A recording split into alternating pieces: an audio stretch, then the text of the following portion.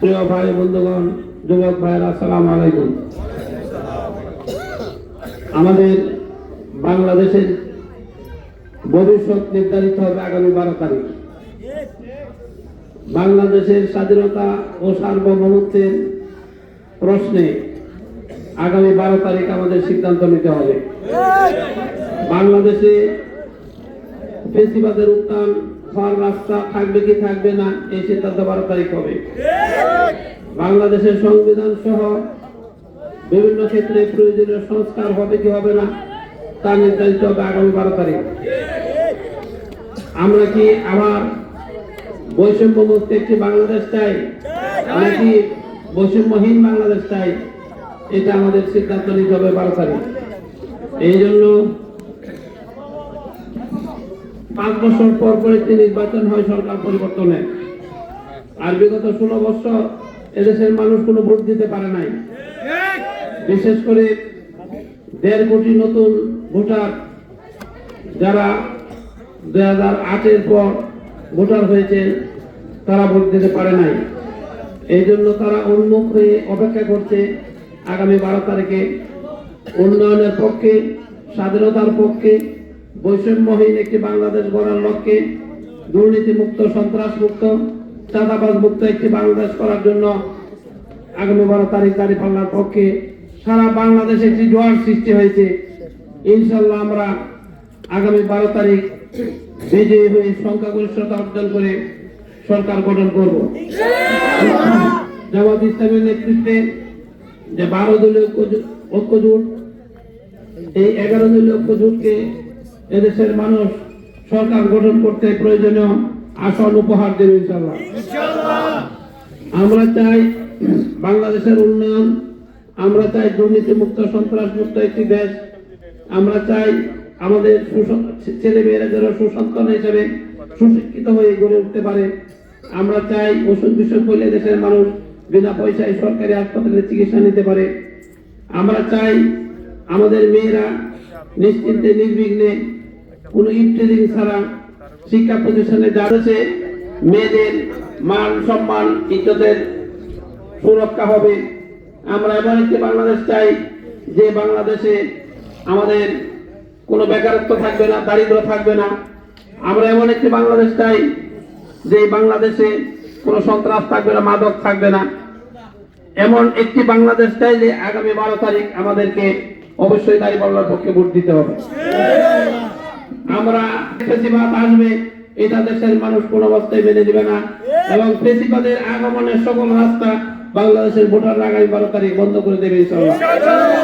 সকল প্রকার ভয় বিধির উঠতে উঠে আমরা 12 তারিখ সকাল সকাল কেন্দ্রে যাব এবং ভোট দিয়ে কেন্দ্রে অবস্থান করব। রাত পর্যন্ত যতক্ষণ প্রয়োজন হয় কেন্দ্রেই থাকব এবং বিজয়ের ফলাফল নিয়ে আমরা বাড়ি করবো ইনশাআল্লাহ। কেন্দ্রে সেনাবাহিনী থাকবে, পুলিশ থাকবে, বিজেপি থাকবে, আনসার থাকবে, এবং প্রত্যেক কেন্দ্রে আমাদের শক্তিশালী একটা টিম থাকবে, স্কোয়াড। সুতরাং কেউ যদি কেন্দ্র দখল করার চেষ্টা করে, কেউ যদি ভোট কারচুপির চিন্তা করে, তাহলে শক্তভাবে প্রশাসন দমন করবে। প্রশাসনের সাথে আমরা আছি। আমাদের বিরুদ্ধে কিছু অপপ্রচার ময়দানে আছে, জামাত ইসলামী ক্ষমতায় গেলে মেয়েদের চাকরি করতে দিবে না, এটা একেবারে একটা মিথ্যা অপপ্রচার। কারণ জামাত ইসলামীতে হাজার হাজার বড় বড় ডিগ্রিধারী মহিলা রয়েছেন, যারা ইউনিভার্সিটির প্রফেসর, কলেজের প্রফেসর, মাদ্রাসার প্রফেসর। কাজে যে দলে হাজার হাজার উচ্চশিক্ষিত মহিলা চাকরি করে, এই দল ক্ষমতায় গেলে মহিলারা চাকরি করতে পারবে না, এই কথাটা পাগলেও তো মানবে না। আমাদের বিরুদ্ধে অপপ্রচার করা হয়। মা বোনেরা শালীনতার সাথে প্রয়োজনে যে কোনো জায়গায় যেতে পারবে, যে কোনো কাজ করতে পারবে। আমাদের নবী মুহাম্মদ সাল্লাল্লাহু আলাইহি ওয়াসাল্লামের বিবি খাদিজা, তিনি তো একজন ব্যবসায়ী ছিলেন, আরবের বড় কয়েকজন ব্যবসায়ীর মধ্যে একজন ব্যবসায়ী ছিলেন। প্রয়োজনে মেয়েরা ব্যবসা করতে পারবে, চাকরি করতে পারবে। মহিলারা তো রাসূলের যুগে যুদ্ধে গিয়েছে।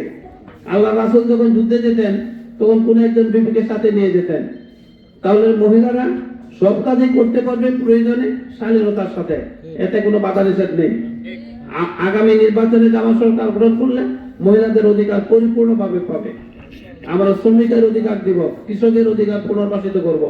আমাদের দেশের কৃষক, শ্রমিক, মেহনতি মানুষ প্রান্তিক জনগোষ্ঠী যেন মোটা কাপড় মোটা ভাত খেয়ে কোনোভাবে জীবনযাপন করতে পারে সেই ব্যবস্থা বেশ আমরা করব। সম্মানিত ভাই বন্ধুগণ, আপনারা আগামী 2টা দিন মাঠে থাকবেন, ময়দানে থাকবেন। 500 টাকা 1000 টাকার নোট দিয়ে যেন আমাদের ভোট চিন্তাই করতে না পারে, টাকাতে করতে না পারে, সতর্ক থাকবেন। একটা কথা আমি বলছি, টাকা যারা নেয় তারা আমাদের সাথে এসে বলে টাকা নিচে ঠিকই ভোট আপনাদেরকে দেবো, দাঁড়িপাল্লা। অনেকে জোরপূর্বক মিছিলে নিয়ে যায়, মিছিলে যাওয়ার আগেও বলে যায়, মিছিল থেকে আইসেও বলে না পারে গেছি, 200 টাকা পাইছি, 300 টাকা পাইছি, কিন্তু ভোট আপনাদের দাঁড়িপাল্লা দিব। এই বিষয়টা মাথায় রেখে ভোটারদের কাছে 2টা দিন আমরা যাব, কথা বলবো এবং আমরা মাঠে ময়দানে থাকবো, যাতে এই 500-1000 টাকার নোট দিয়ে ভোট যেন কিনতে না পারে। আর ইলেকশনের দিন আমাদের সতর্ক থাকতে হবে, সজাগ থাকতে হবে, কোন প্রকার চিন্তার নাটক যেন না হয়, সে ব্যাপারে আমরা ধৈর্যের সাথে পরিস্থিতি মোকাবেলা করবো। কোন জায়গায় আমাদের কর্মীদের ভয়ভীতি দেখানো হচ্ছে। জামাত ইসলামী কি ভয়ভীতি পাওয়ার দল নাকি?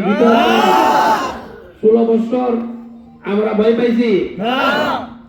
মামলা হামলা গুম খুন আইনা ঘরে মোকাবেলা করে জামাত ইসলামী টিকে ছিল, এখনো আছে টিকে এবং ভবিষ্যতে টিকে থাকবে, শক্তিশালী হবে। 16 বছর আগের জামাত ইসলামী আর 16 বছর পরে এখনকার জামাত ইসলামী কি অনেক শক্তিশালী না? অনেক বেশি শক্তিশালী, কারণ জনগণ আমাদের সাথে আছে।